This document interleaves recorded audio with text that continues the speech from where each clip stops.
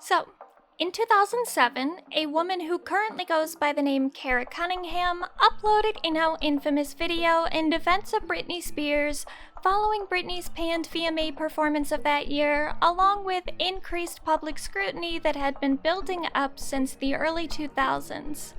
Kara's message was straightforward. Leave Britney alone! Please!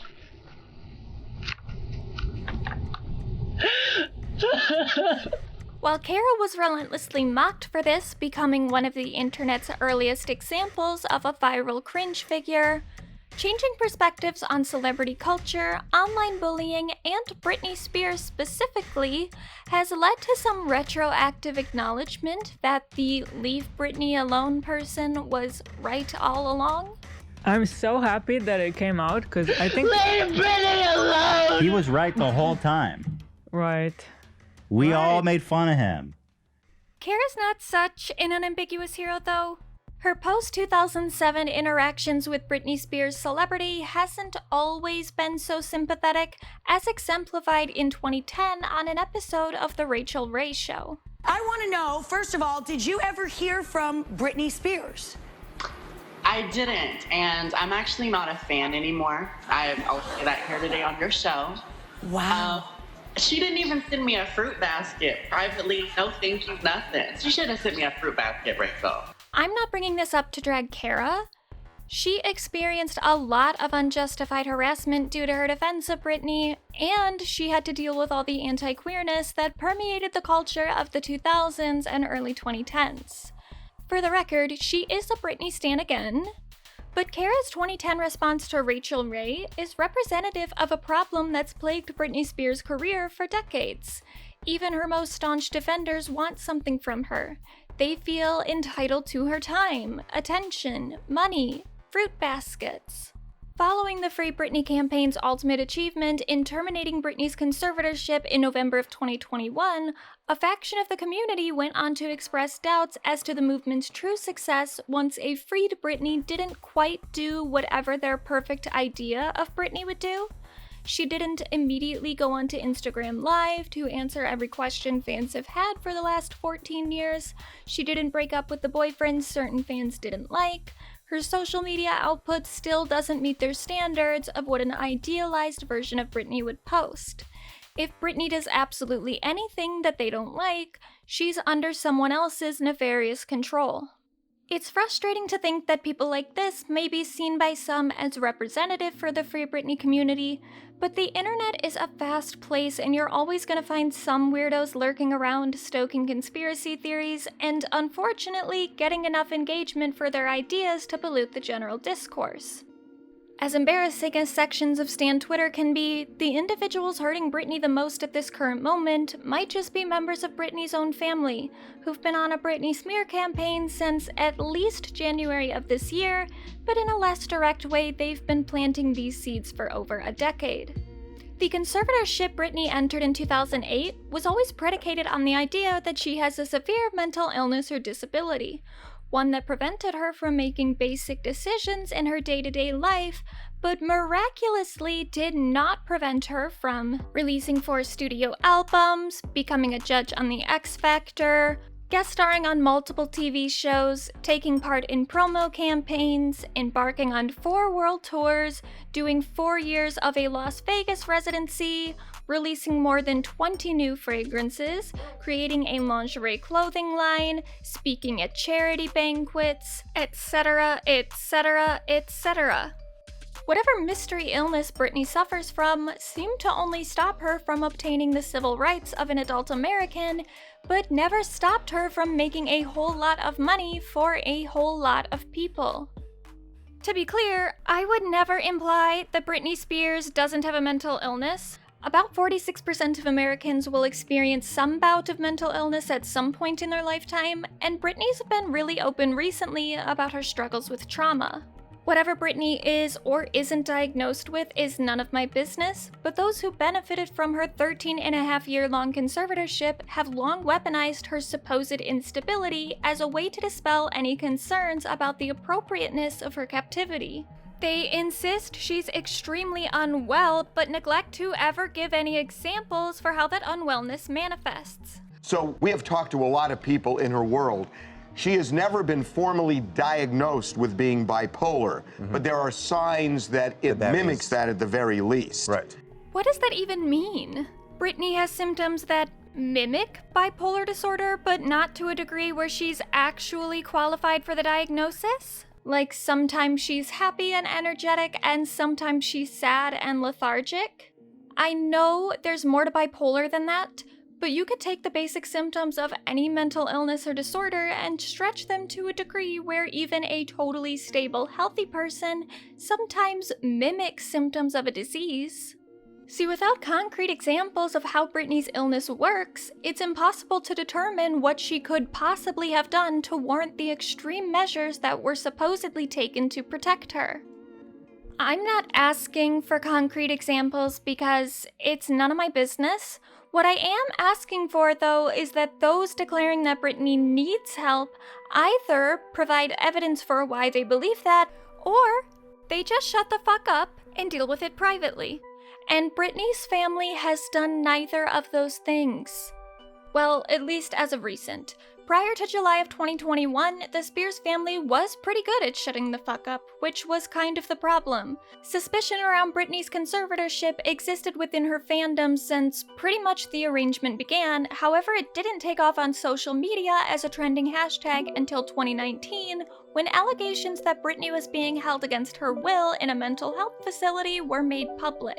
While Britney's fans were bringing picket signs outside the LA courthouse to protest the injustice, members of Britney's family were notably absent from the conversation. Lynn Spears was semi-active. She liked various Free Britney Instagram comments and accompanied Britney to a court hearing that May. But she didn't speak out directly, nor did she actually advocate for the conservatorship to end, just that she should be more involved in its decision-making.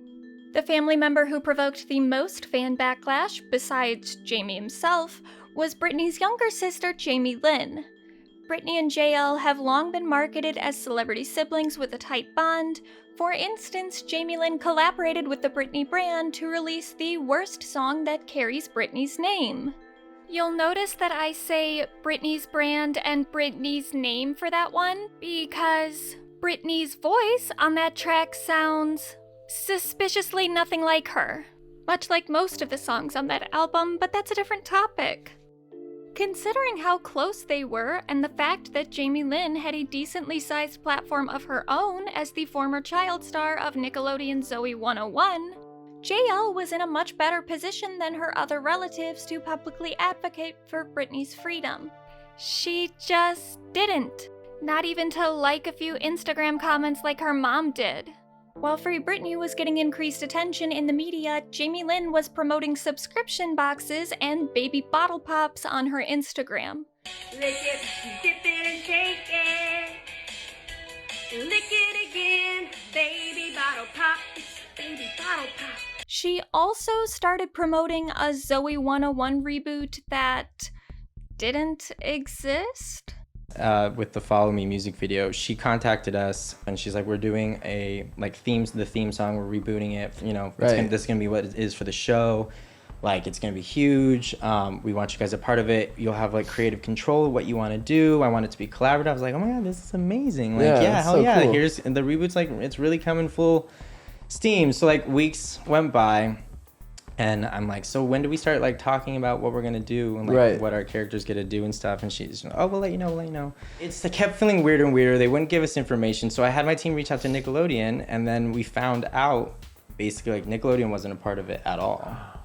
And it wasn't a real reboot thing. They were like, we are like, she's doing her own thing. This is all on her own. And I was like, oh, I was totally under the impression. She's a suspect. Yeah. And okay. I was like, oh, okay, that makes things different. And I bowed out. She also said like, there was like no budget for it or anything. And then all you guys were doing, I don't know if you got paid or anything, and you don't need to tell me. But but I was like, I assumed you would get paid. Yeah. It was more like she literally is like, I'm sorry, there's no budget for the cast at all. And we were like, everyone, we're in a group chat together, and they're like nothing, like, and she's like, yeah. I'm like, but don't you have like JoJo Siwa and like Noah Beck and everyone? And she's like, yeah, they're all doing it on spec. And I'm like, oh, okay, I'm pretty sure they weren't. But like, yeah. So it was just lie after lie. And then I was like, you know, good luck. For the most part, though, that was the extent of the scrutiny. Jamie Lynn wasn't talking about the conservatorship publicly, and she also seemed to be pretty buddy-buddy with one of Free Britney's main villains, Lou Taylor. But plenty of fans, myself included, were willing to give her the benefit of the doubt. She's not saying anything publicly, but we don't know what's happening behind the scenes. Maybe she's supporting her sister privately in ways we can't see. Then, more stuff started to come out. For one thing, it became public that Jamie Lynn was briefly named a trustee of Britney's estate. Considering Britney had a conservatorship over her estate, that naturally made fans a bit suspicious. Wrong. Never involved in the conservatorship. Never, not once. There are legal documents that I can show you, or you know what, actually what the media could responsibly put out there, but they don't give an F about those. No, let's talk this through though, because people assume that your name was tied into the conservatorship, and so you're guilty. So can you explain why people think you were involved in this conservatorship? My sister asked me to oversee a trust if something were to happen to her. So Britney asked you? Yes. Now, when I was approached by her team of lawyers or whatever, and they were like, well, you have to get a lawyer and do that. I was like, so I did not even follow through with these steps to be a trustee over that will or anything. And that never even had anything to do with the conservatorship. Despite her statements, fans have uncovered documents that allegedly show Jamie Lynn petitioning to move assets from Britney's trust into an account linked to Lou Taylor. Not only that, though Jamie Lynn claims to have never taken a penny of her sister's money, annual expense filings show that Britney footed the bill for multiple flights Jamie Lynn took during the conservatorship. Earlier this year, Britney's attorney additionally filed claims alleging financial misconduct on the part of Britney's conservators, one finding being that while acting as conservator, Jamie Spears paid more than $178,000 through Britney's estate to a business entity owned by Jamie Lynn's husband.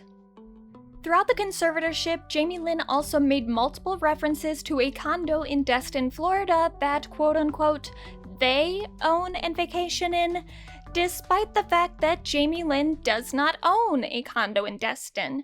Britney does, and has since the early 2000s. Even in a testimony from June of 2021, Britney complained that her family was vacationing in that condo while she was locked in a mental health facility she claims abused her.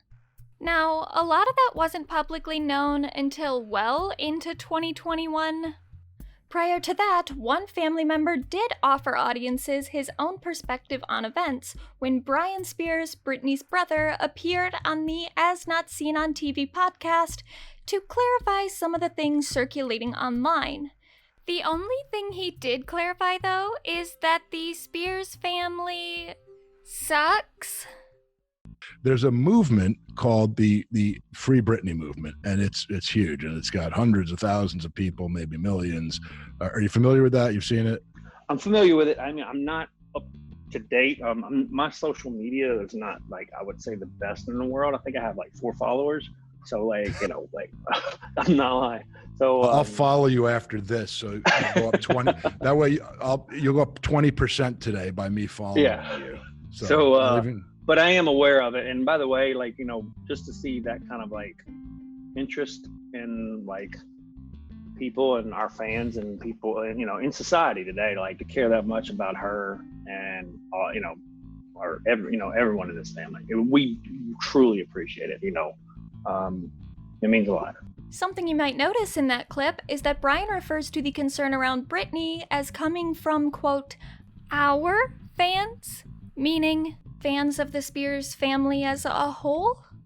I can't say I've ever really been a fan of Brian, Jamie, or Lynn Spears. Jamie Lynn maybe when I was a child who watched Zoe 101, but I was really more of a Disney Channel kid anyway. My status as a Britney stan refers to my interest in one person, Britney Spears. But the Spears family has a habit of associating Britney's success with the family's success, indicating an entitlement to her achievements that may say something about how Britney's abuse within her conservatorship manifested.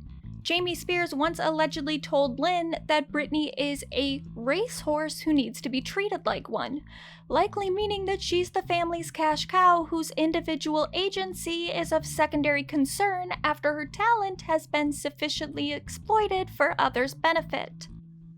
But in the end, it's been a great thing for our family, to this point, and just trying to keep hoping for the best.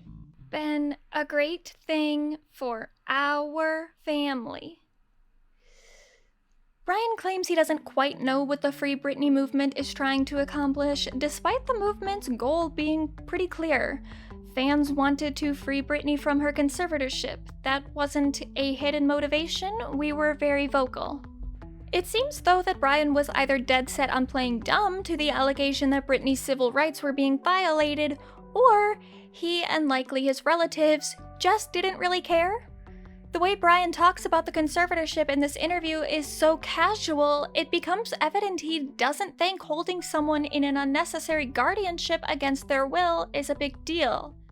Also, he's incredibly sexist. Have you ever seen anything that led you to be concerned that your sister was being held against her will? Every day. No, I'm joking. I mean, when the women in this family are very, very strong-minded and have their own opinion, and they want to do what they want to do. And as much as I admire that as a guy and being one of two guys in this entire family, it kind of sucks, man. I'm not gonna lie. So while Brian says the conservatorship was great for the Spears family, when asked directly what Britney thinks of it, he doesn't even hesitate with his answer. You must have said, are you hoping this wraps up? What do you want? Right? You had to have asked her about it. I mean, she's always wanted to get out of it. It's, it's very frustrating to have, whether it's someone's coming in peace to help or they're coming in with, an attitude, having someone constantly tell you to do something, it's got to be frustrating. So yeah, she's wanted to get out of it for quite some time. And if Britney always wanted to get out of it, why did it take so long to get terminated? Why was it still in place when this interview was filmed? Here's the answer that Brian gives. Well, think about it. She's been surrounded by people and a team of people since she was 15. So at what level does everyone just walk away? Or at what level does that get reduced, Right, but I'm gathering that what you're saying is that maybe, I don't want to put words in your mouth, that maybe you ask her certain things, she answers, and you're not sure that if she's answering, she's either being 100% truthful or if she, knows what she's saying? I'm just not clear. Or just I know what she wants, but I'm just saying at the end of the day, what is the reality of that? What would that be in practicality? Yeah, the practicality that, are you going to call and make reservations for yourself today? Are you going to So there are two issues here. One is that Britney has a whole team around her, and if she gets to make her own decisions and decides she no longer wants to do this shit, everyone will just have to let Britney go and the entire Britney empire could fall apart. It's like Britney is a prisoner to her own success, not able to make personal decisions for her own life because it might affect the brand built around her name. And two, Britney won't know how to make her own dinner reservations. Is any person as famous as Britney Spears making their own dinner reservations? She can hire an assistant. Or, in the 13.5 years that she was in the conservatorship, those in authoritative roles could have actively prepared her for what freedom would bring, show her how her finances are run, give her the tools to manage her daily life.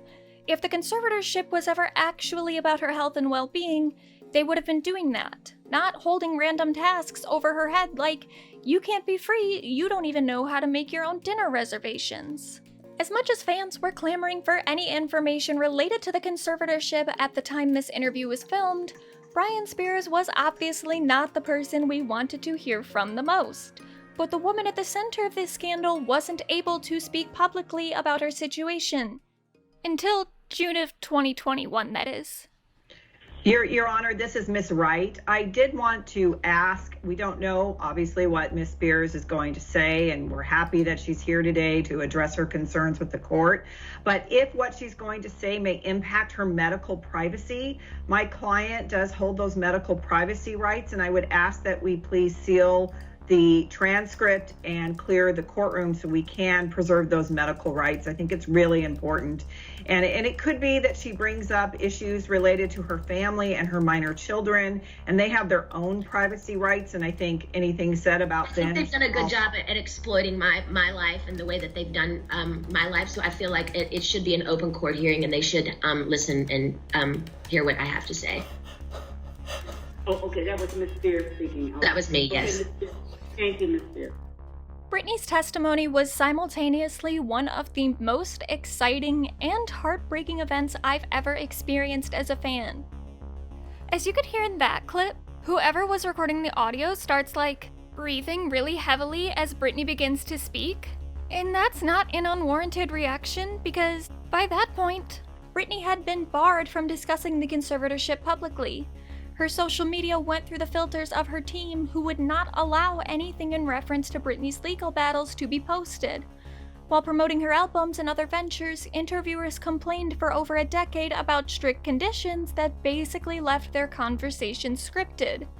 In one incident in which Britney reportedly did mention her conservatorship in an interview with Jonathan Ross, multiple live studio audience members tweeted about the interaction, but said Jonathan quickly changed the subject to Britney's dismay, and the moment was fully cut from the aired segment.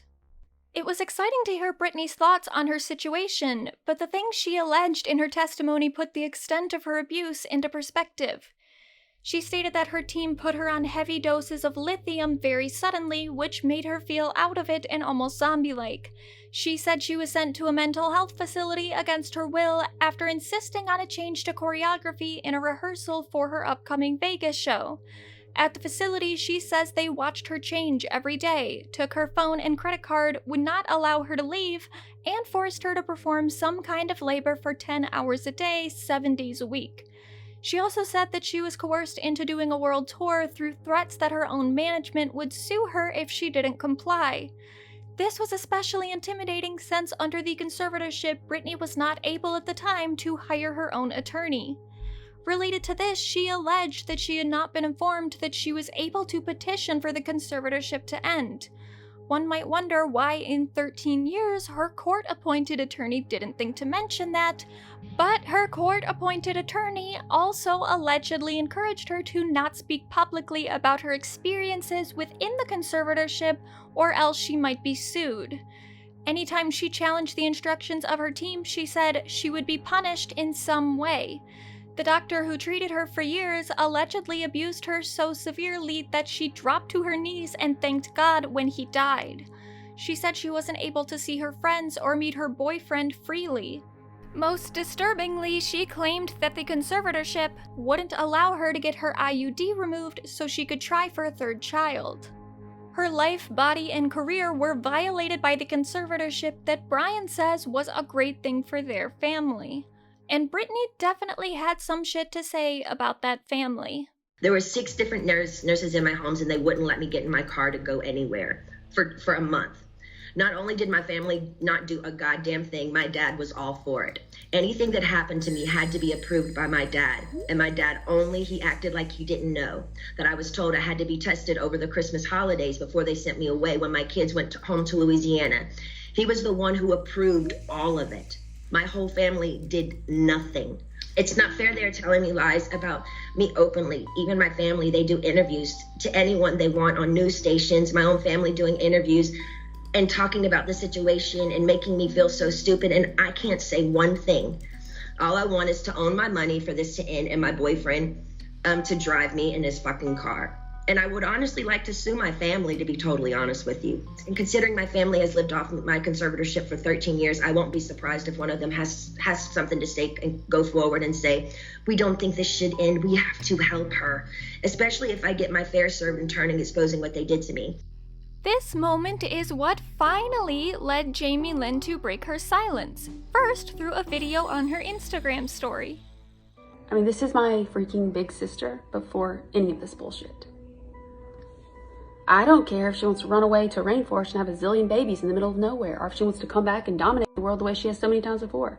Because I have nothing to gain or lose either way. I love that quote. It really reminds me of the people who will say they're not racist by saying things like, I don't care if you're white, black, or purple.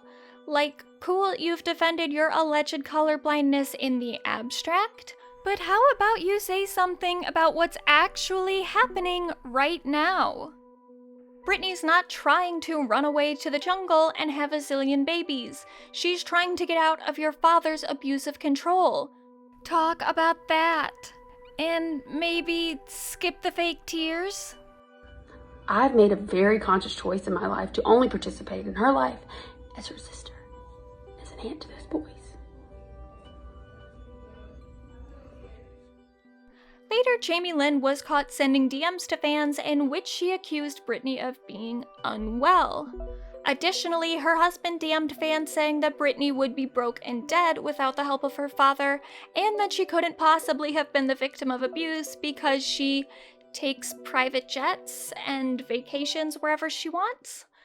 I hate to even employ this word because it's been so overused in online discourse, but it's really like they're gaslighting Britney so hard, it has to extend to her fans too. Ignore all the horrible things Britney said happened to her. That doesn't matter. What does matter is that nice things happen to her sometimes too, like getting to travel in a private jet. Real abuse victims don't travel in private jets. She's just ungrateful. If that weren't a disgusting enough defense of Britney's conservatorship, more allegations began to emerge, amplifying fans' understanding of how absolutely horrendous Britney was treated by her father and his co-conspirators for over a decade. A few months after the New York Times released its first documentary on the Free Britney movement, Framing Britney Spears, the filmmakers came back with a jaw-dropping follow-up that I still don't think gets enough attention.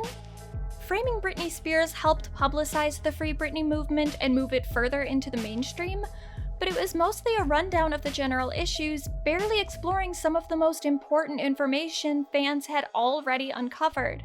The second film, Controlling Britney Spears, however, contained allegations that had yet to be made public, and the picture that it painted of Britney's daily life was bleak. Multiple former members of Britney's team came forward with claims regarding the control Britney had been under during the conservatorship.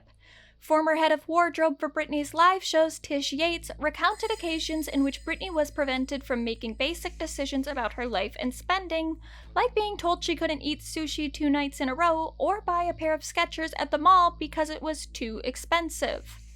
Others, including her promotional tour manager Dan George, claim Britney was socially isolated by her own management team. The most damning allegations came from Alex Vlasov, a former employee of Black Box Security, which oversaw Britney's entire security team. According to Alex, security was in charge of ensuring that Britney did not leave her current location until she had taken the medication her medical team had prescribed her. To be clear, though conservators of a person are tasked with overseeing their conservatee's daily life, including their medical care, within a probate conservatorship, it is not legal to force someone to undergo any kind of medical treatment, which includes forcing them to take a specific medication. So that's a very serious accusation against Team Khan, and it's still not the worst thing Alex alleged. In addition to the forced medication, Britney was also under strict surveillance. First, through her phone usage, which Team Khan tracked by mirroring Britney's iPhone activity through her iCloud login. All of her communication was watched, including conversations with Britney's court-appointed attorney. It's since been reported that Britney's team would go through her phone and delete text messages or block phone numbers so Britney couldn't read certain messages sent to her.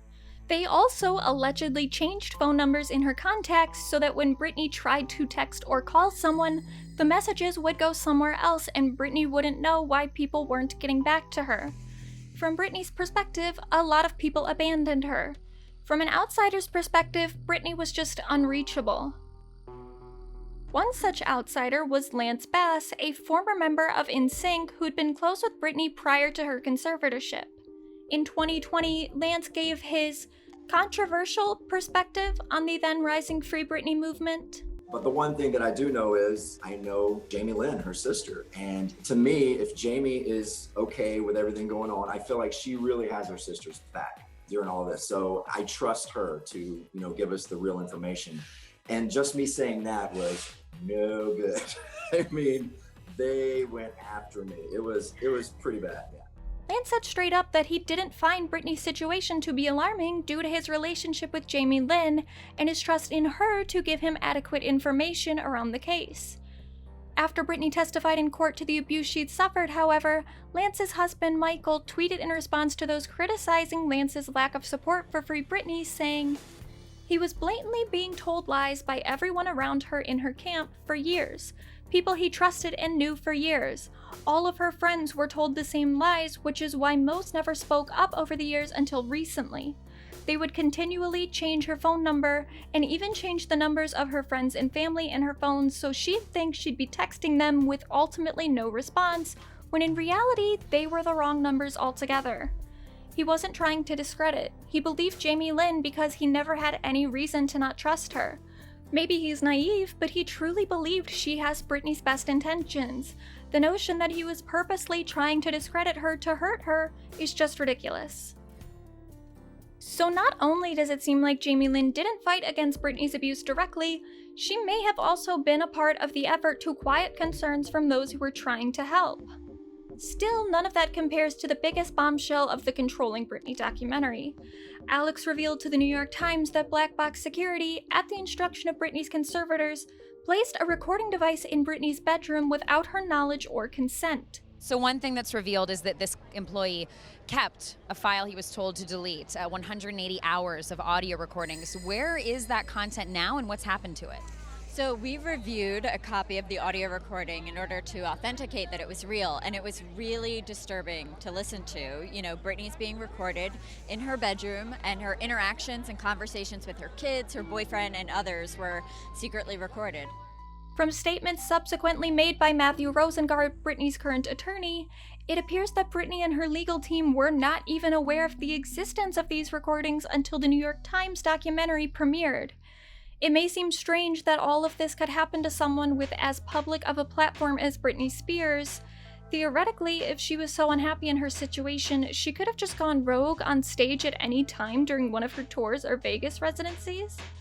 If she yelled to her millions of fans that she was being abused and held in an illegitimate conservatorship, perhaps public backlash could have freed her sooner. That's what a lot of people thought at the time, and maybe still think now. Anyone who's been in an extremely abusive situation likely knows, however, that things are never that simple, especially when you undermine a person's natural autonomy and put them in constant fear of retaliation. And Britney's conservators knew how to retaliate. Britney would say, "Hey, is there any way we could have sushi for dinner?" And I would hear Robin say, "You had sushi yesterday, it's too expensive, you don't need it again." Maybe there's a lot more behind that, but I'm only seeing the outside. But if she pushed back a little bit, they pushed harder, and then the yelling got louder. Then Jamie would come up and say, "No, you're not having this," and then it would escalate to not having the boys.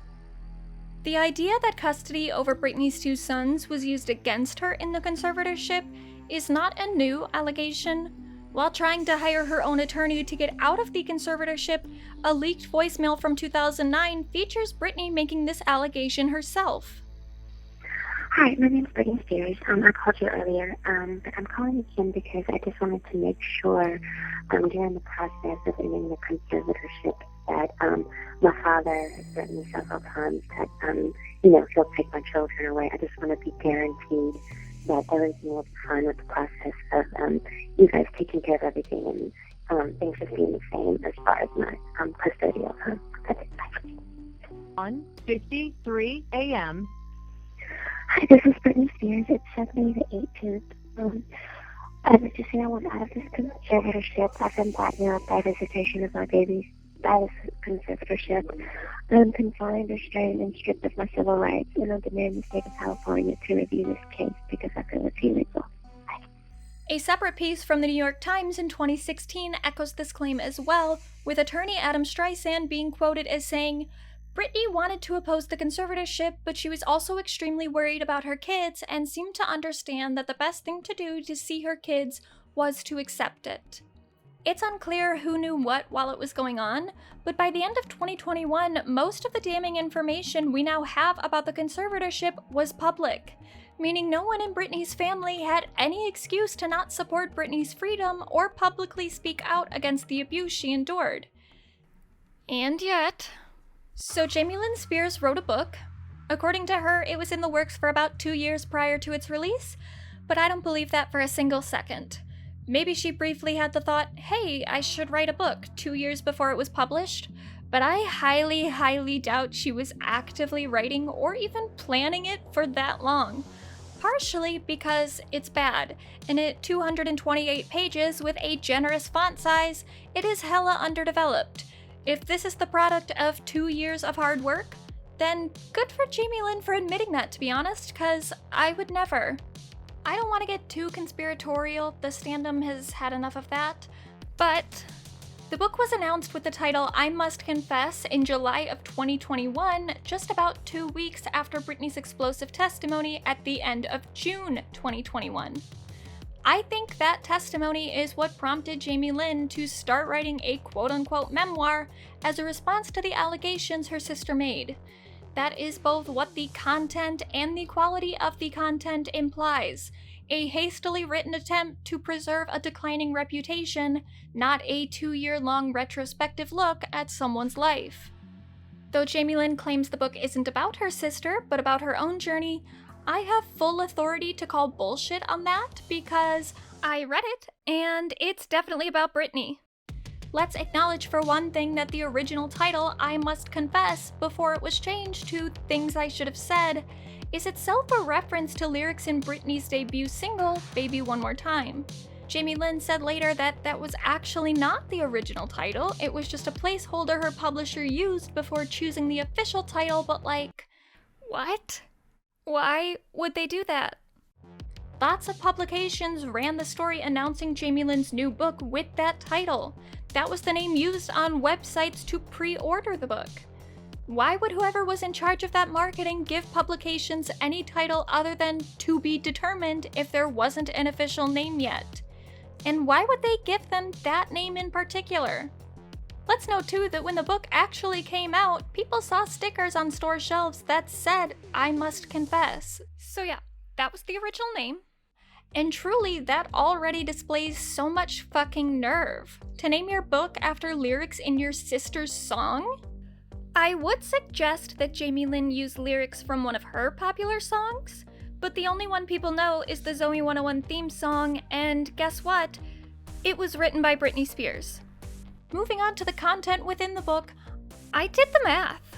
When you add up every mention of her name or the words my sister, the number of direct references to Britney average out to about 1 per page.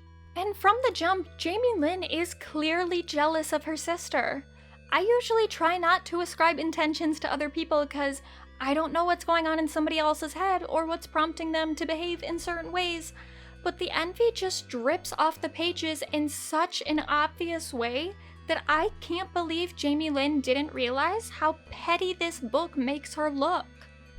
The first few mentions cast Britney in a good light, saying that Britney was like a second mother to her and super talented young performer, but things switch up pretty quickly.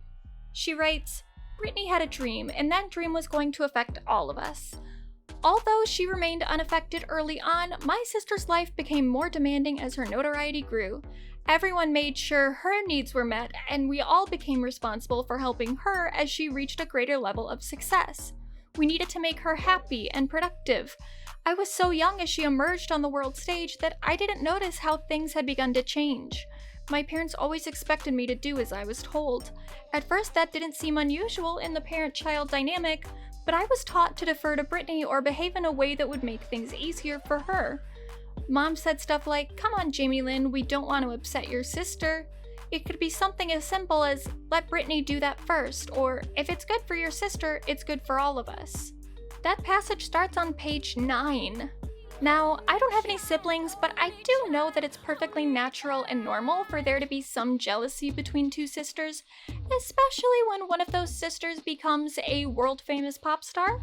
Feelings of envy would be absolutely fine and even healthy for Jamie Lynn to explore while writing about her upbringing. But that would only be if she actually recognized those feelings and was able to contextualize them as negative, which she doesn't. Jamie Lynn displays no amount of self-awareness in this book. Instead, she allows her overpowering resentment toward her sister to shape the narrative of her own life in a way that's both sad for her, because I don't think she's in touch with her emotions at all, and revealing for why she didn't care that much when her sister was being literally trafficked by her own father, coerced into performing labor that financially benefited him and others on the Britney brand payroll.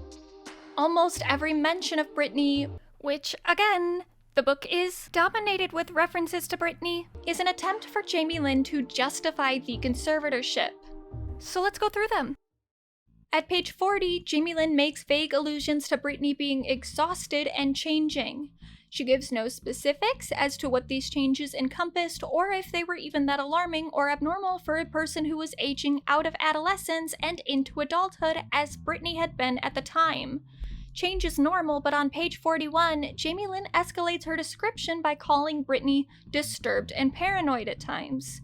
She says Britney would lash out for no apparent reason, but she offers no concrete examples of this. Based on my own life experiences, whenever someone tells me a woman got mad at them for no reason, I usually assume there was a reason.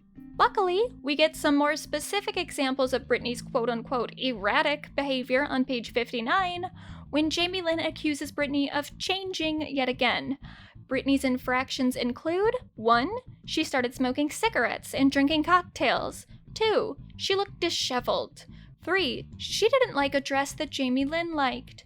4. She, a girl in her early 20s, wanted to do things separately from her family. And 5. She was paying less attention to Jamie Lynn. Then on page 61, we get the first account of some attempted substance when Jamie Lynn accuses Britney of bringing a knife into a bedroom with the two of them as a result of her paranoia. For no particular reason, here's a video of Jamie Lynn going behind the counter of a sandwich shop she does not work at to grab a large knife, which she then waves around to intimidate other patrons who are getting into an argument with one another. Anywho, back to Britney. There is no context for this incident whatsoever. Jamie Lynn doesn't attempt to explain what it was Britney was scared of, or if something in particular triggered her fear. But given what I know about Britney's life at the time, I find it really hard to believe she was just being paranoid. It's mentioned earlier in the book that people would frequently break onto their family's property just trying to see Britney. Could she not have been freaked out by the presence or threat of an intruder?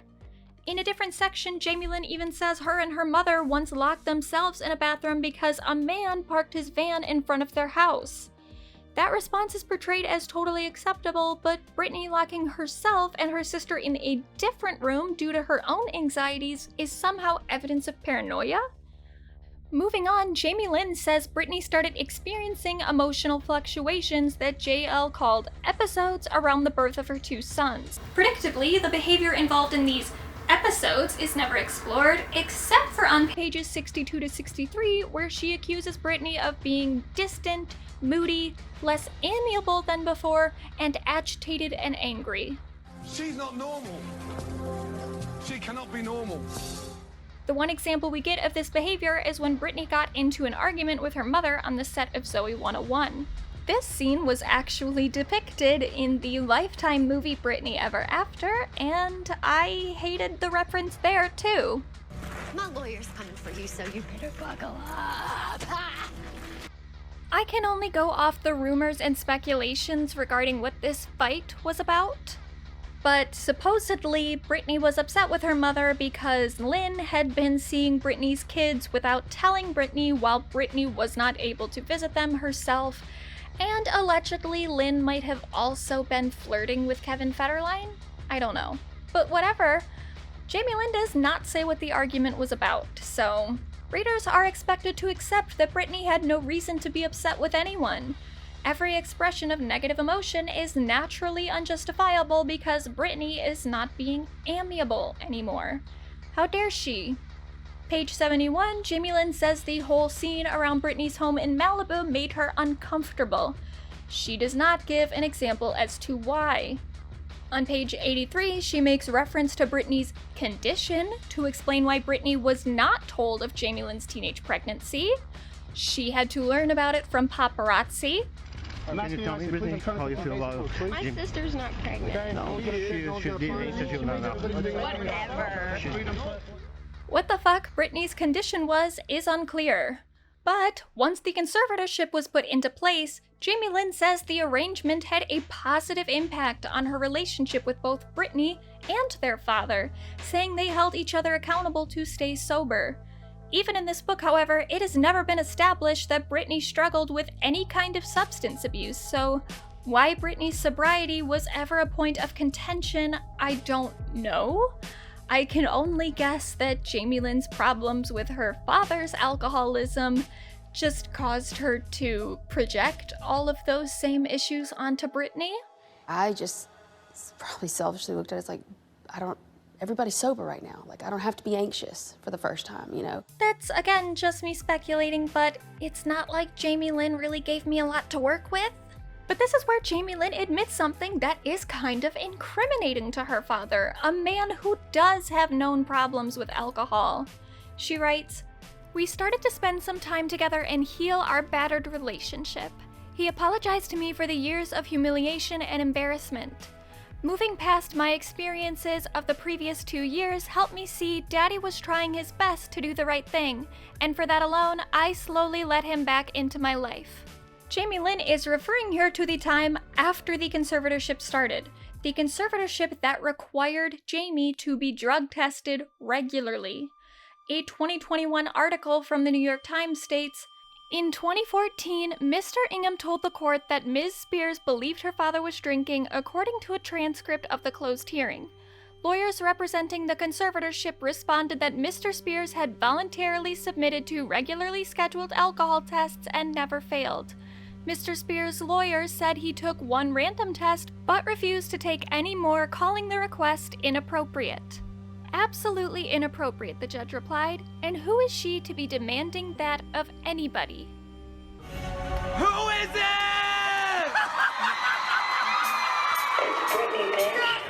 Turns out, though, Britney was right. Jamie was drinking at times during the conservatorship. Jamie Lynn said so. She said, "I slowly let him back into my life. There were stipulations that included healthy behaviors and absolutely no drinking.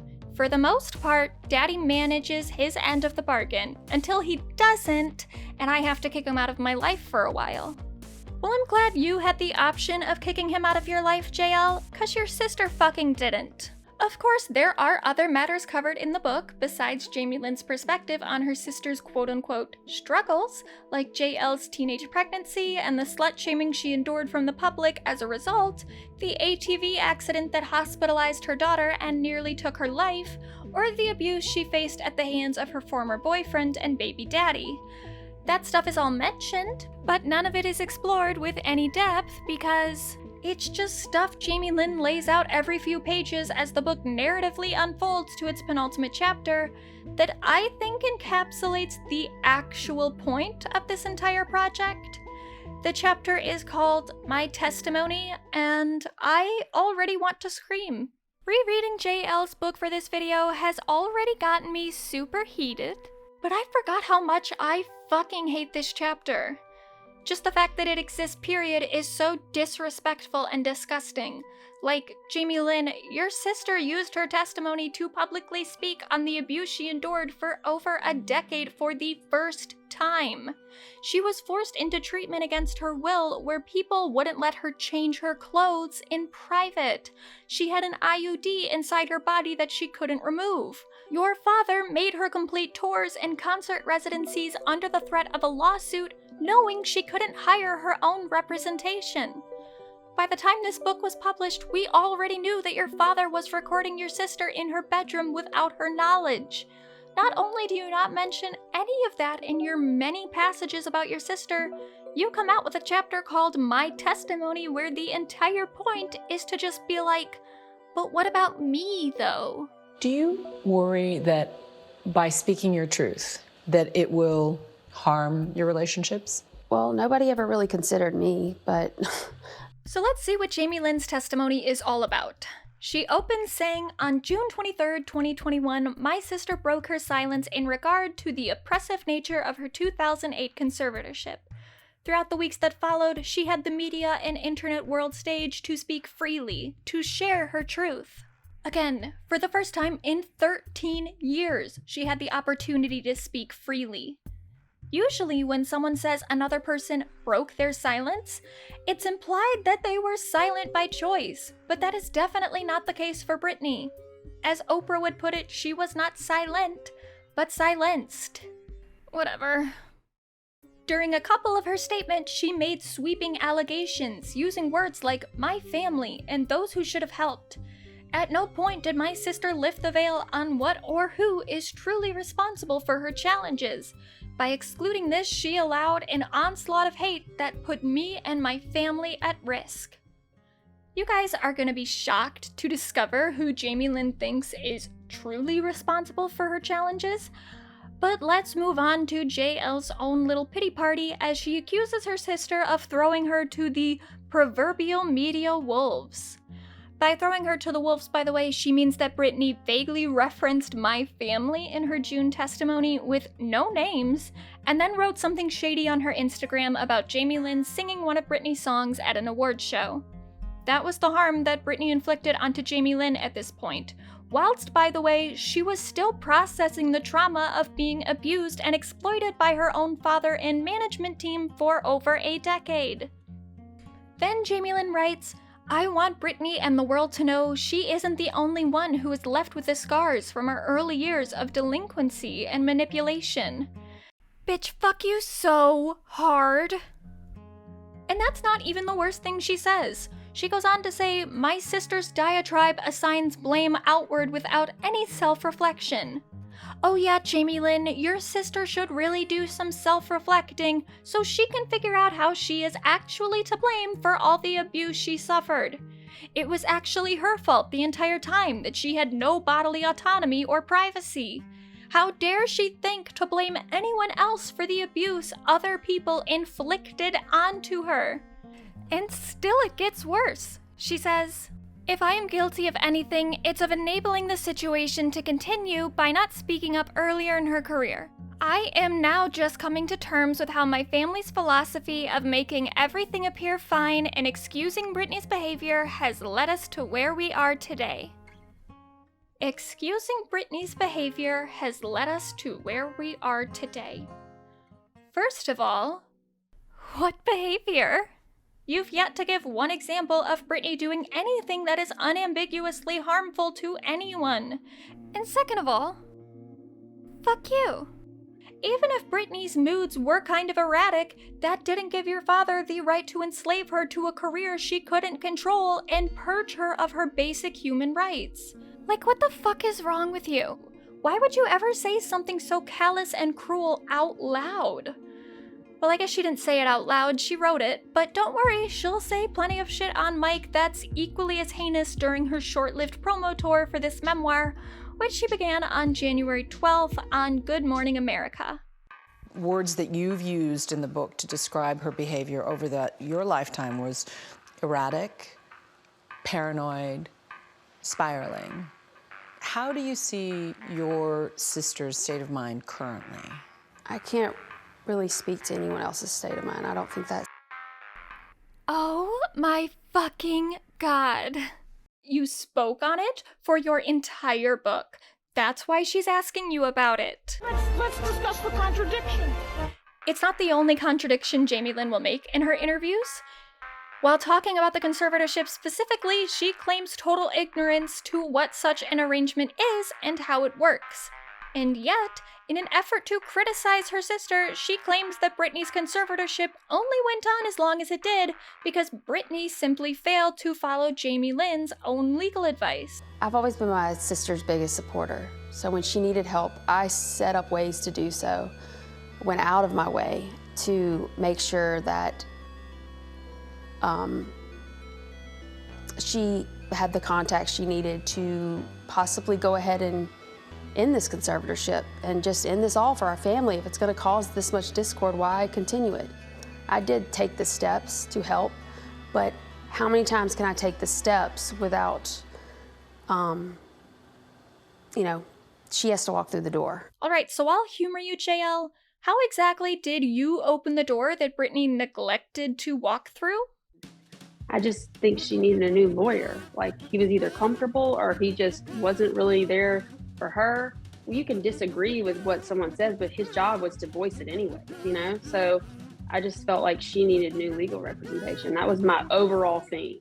So Jamie Lynn is right. Britney's court-appointed attorney, Sam Ingham, sucked. He reportedly went behind Britney's back several times to give information to her conservators that benefited them. He would even tell them if she swore in front of her kids, like a fucking tattletale, while Britney was in disputes with her ex over custody.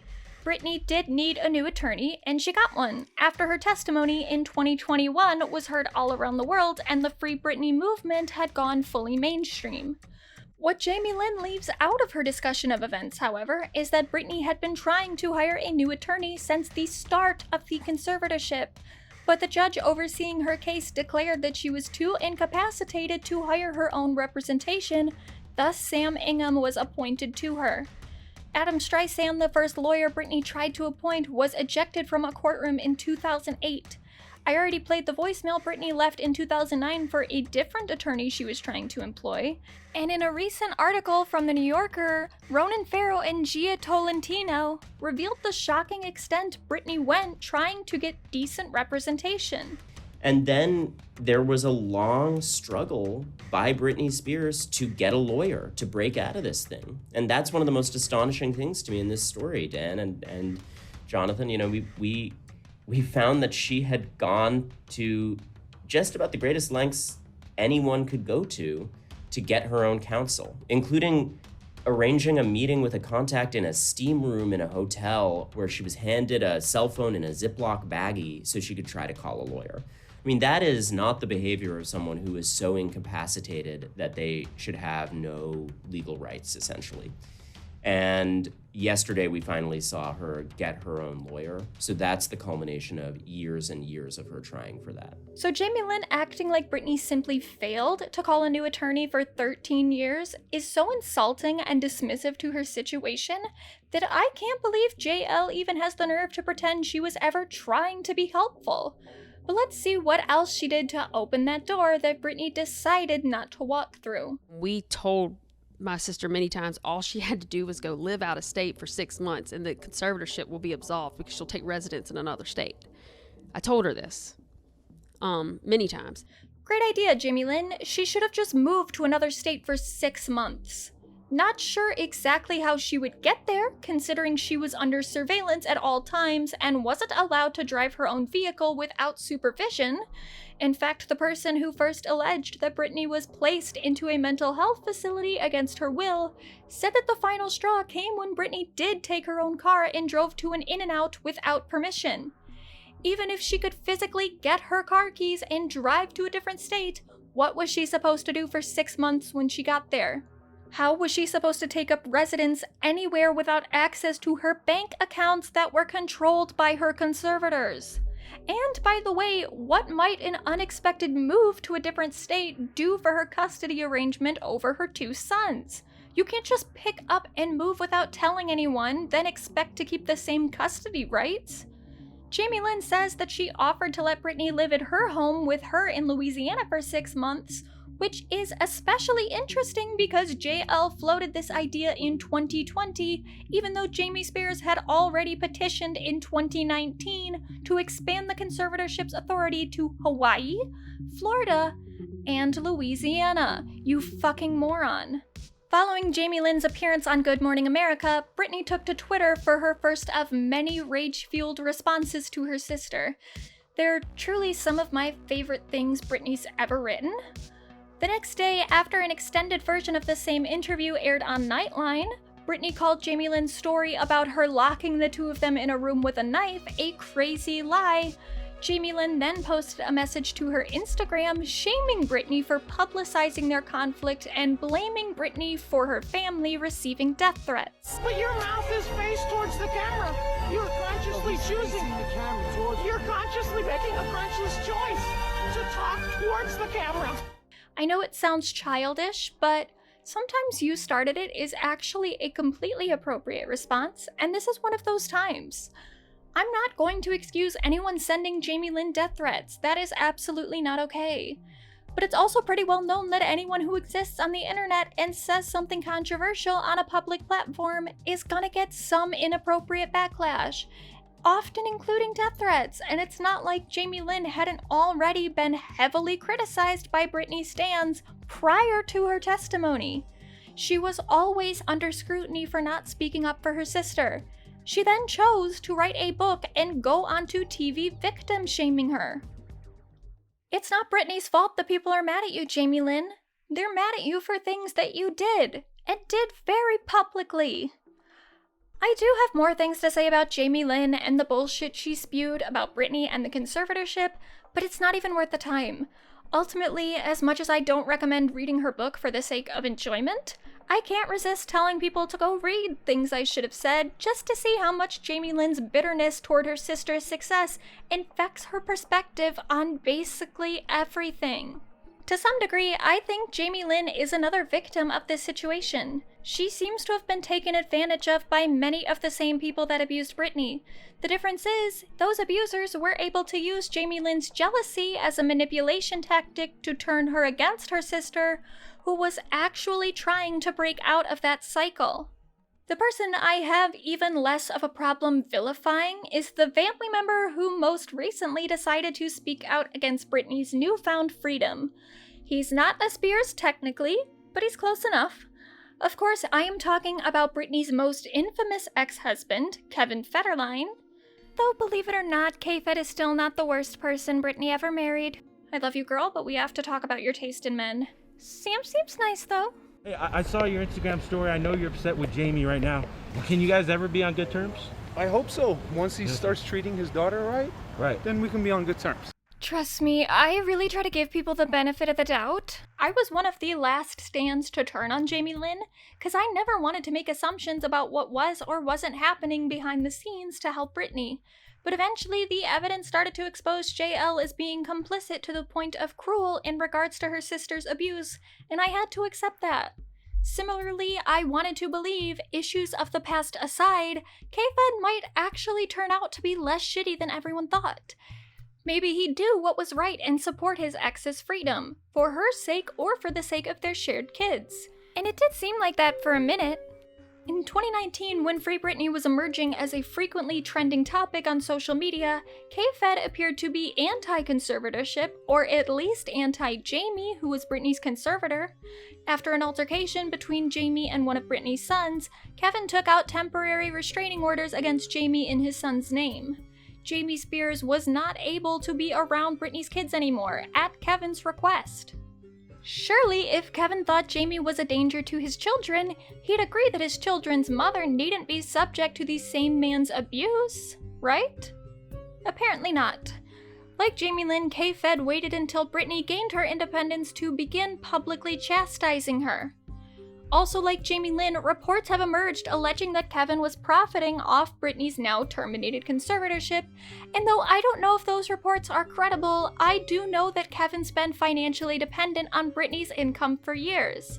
In 2018, his attorneys requested that Britney begin paying him $60,000 a month in child support, with the justification being that Britney's estate was earning millions of dollars per year while K-Fed doesn't have a stable job and thus no stable income.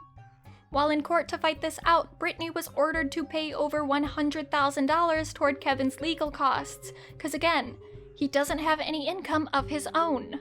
One must wonder if Kevin's most recent statement against his ex have been motivated by the fact that Britney is now a free woman, able to hire her own attorneys, and their two sons will both be adults in about 2 years, which will necessarily cut off Kevin's only guaranteed paycheck. K-Fed is now decidedly Team Jamie. I wasn't involved in any of it, so I really don't know how the conservatorship came about. I don't know whose decision it was. I don't know. All I know is that you have a family that is worried about their daughter and trying to do whatever they can to help her. Okay. That's all that I knew. So you feel Jamie might have saved his daughter? 100%. I feel like he saved her back then. Kevin's opinions about Jamie and the conservatorship are abhorrent in how he disregards his own ex-wife's abuse. What's worse, though, is his eagerness to use his own children to publicly humiliate her. Britney's former husband, Kevin Federline, says he understands Britney's anger, but he also wants her to know sons Sean Preston and Jaden were thrilled when their mother's conservatorship was overturned.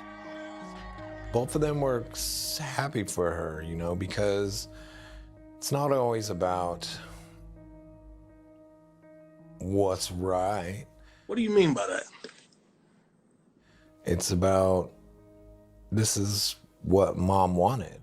It first started in June of this year, as reports emerged the day at Britney's wedding that she was getting ready to walk down the aisle. Kevin's attorney decided it would be appropriate to publicize the fact that Britney's kids would not be in attendance for their mother's big day. Considering Britney's sons were rarely the subject of public conjecture, it was an odd statement to make. Nobody other than those at Britney's wedding needed to concern themselves with the guest list. It wasn't anyone's business whether or not her kids were there. At least at that time, no reason for this decision was given.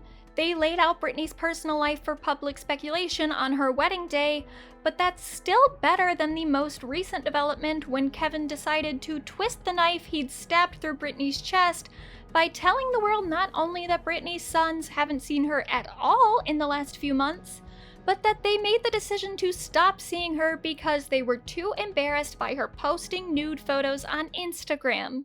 I'll spare you the entirety of my rant about how this criticism of Britney plays into our culture's dehumanization of mothers, but the idea that Britney is a bad mom just for expressing her own sexuality is pretty blatantly misogynistic, and it's not like Kevin Federline is the first person to ever use this kind of rhetoric against a working mother. Have they seen your show? Have you seen your Vegas show? Yeah. So what's it like, do you think, for them if you're wearing like a racy outfit and you're sort of giving it? I think they feel like, oh my God. No, I'm saying, like, what is that like? I feel like they know that's mommy performing. Mhm. That's what I've done since I was a little girl. So they kind of, you know. Jenna Dewan Tatum is facing some mom-shaming criticism for this risque shot of her bare backside on a balcony in London. Although the 36-year-old looks great, some of her fans reportedly didn't appreciate the post because she is a mother. Us Magazine reports that they made comments like, "You have a kid, shame on you," and "She's a mother and married, shaking my head, disappointed at Jenna." Seeing Kim with Pete, all I want to do, and it's the same with like Megan and MGK, like I literally want to just be like, where are your kids? Where the fuck are your kids, and why are you gallivanting around? Do your boys say work bitch? Do they go, mommy saying work bitch? No, Can they they don't- say that? no, they can't say Do they that. know that that's on the track on there? Yeah, they do. Kim, who is proud of the butt-bearing image, posted a few snapshots from the spread on her Instagram page. And in response, Glee actress Naya Rivera wrote, "I normally don't, but you're someone's mother." I already hear some people responding and saying, oh, but it's embarrassing for her kids. They have to go to school and hear about it from their classmates. And yeah, part of growing up is figuring out how to navigate embarrassing situations so you can learn to be secure enough in yourself that you don't become a victim of your own circumstances. They're two kids with two famous parents. They have to learn how to deal with the attention that gives them because they're gonna be dealing with it for the rest of their lives. And I would think, by the way, that being the children of Kevin Federline would be way more embarrassing than anything the boy's mom could do. His debut album, Playing with Fire, sold just 6,500 copies in its first week of release and went on to become one of the worst-reviewed albums in music history. Perhaps this could have been a good teaching moment for the boys to really internalize the fact that women deserve respect no matter the amount of clothes they are or aren't wearing. Instead, their dad is giving televised interviews basically supporting the idea that Britney should base her own self-expressions upon what's most convenient for her son's high school reputations.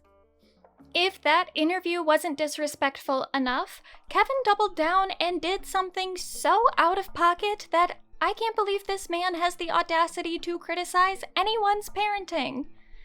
After Kevin's initial comments about Britney's Instagram, Britney and her current, far superior husband Sam posted in defense of Britney's right to #FreeTitney. Sam took some jabs at Kevin's lack of employment and rightfully stated that Kevin's character is revealed by his support of Britney's conservatorship alone.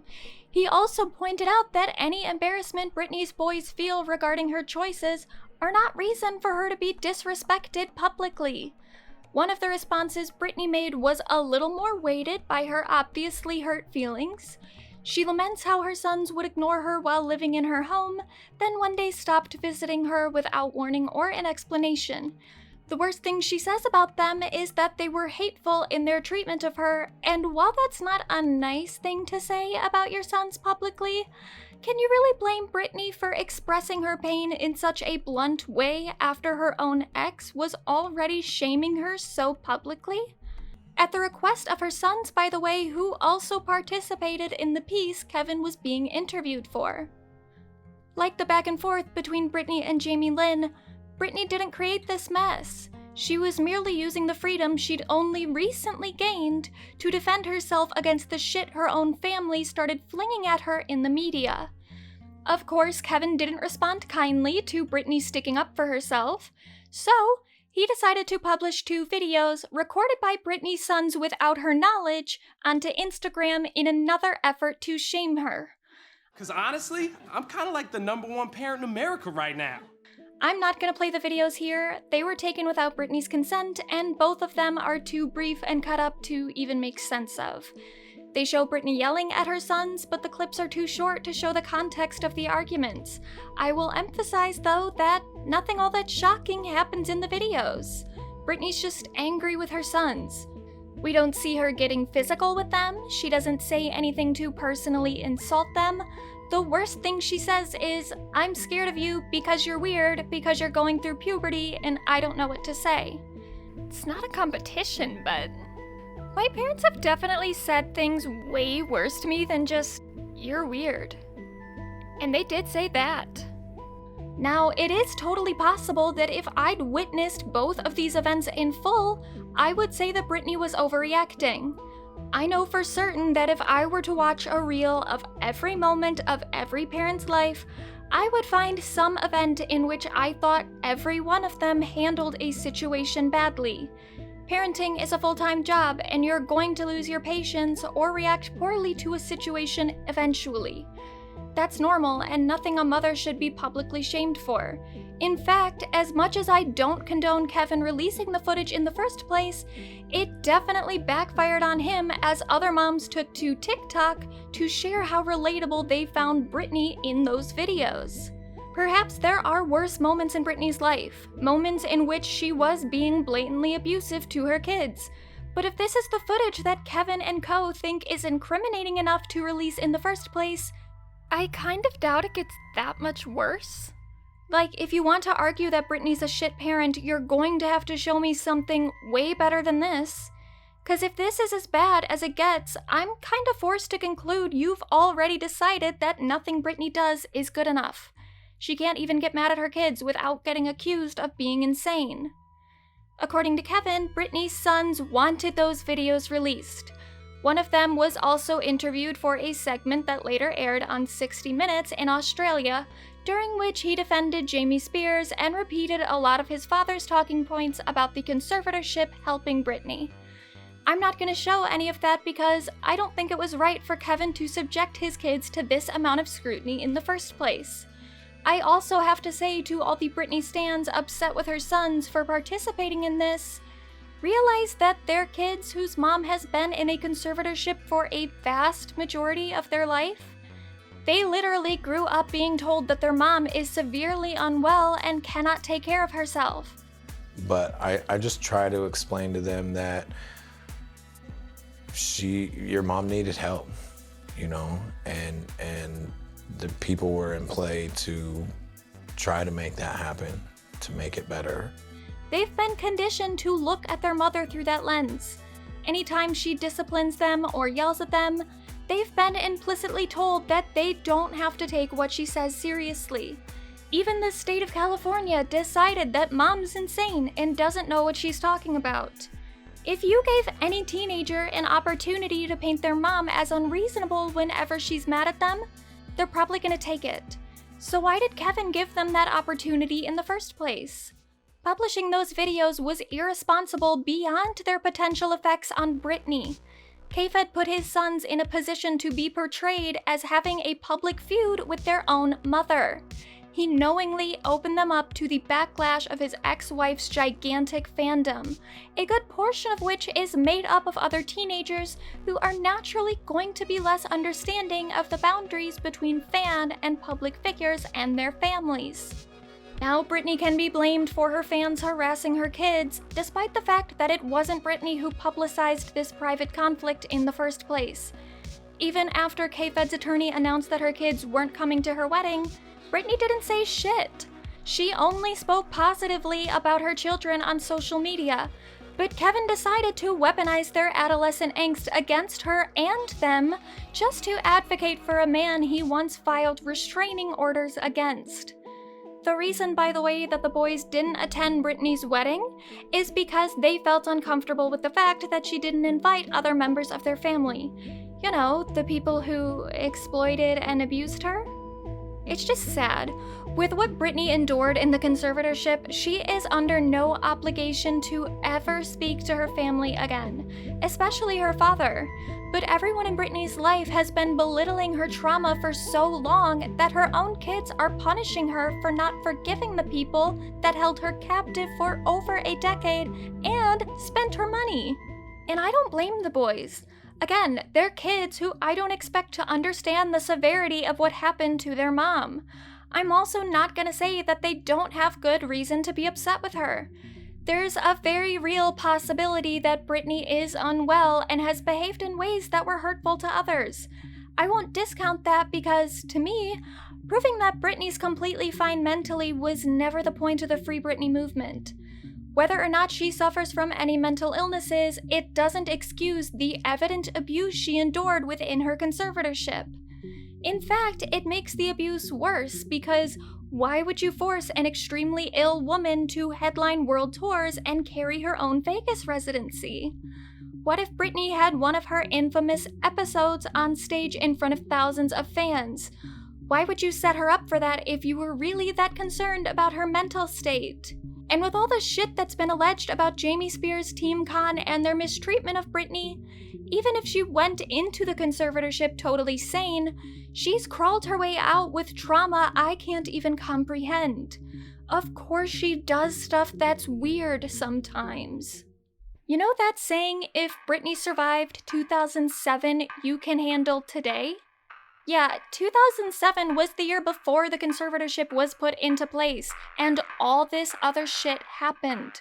Britney survived way more than just 2007, but instead of her own family commending her strength to get to where she is today, they've come together in a smear campaign against her that is so severe, they're actively trying to gaslight her by attempting to convince the public that she was responsible for the abuse she endured and is unreasonable for not forgiving her abusers. For that, I must repeat the mantra of one of the 21st century's greatest icons and implore everyone to just once and for all, leave Britney alone. The conclusion, the hardest thing is to just know that they were just being mean, and I really felt like my dad was trying to kill me, and I hope he burns in fucking hell.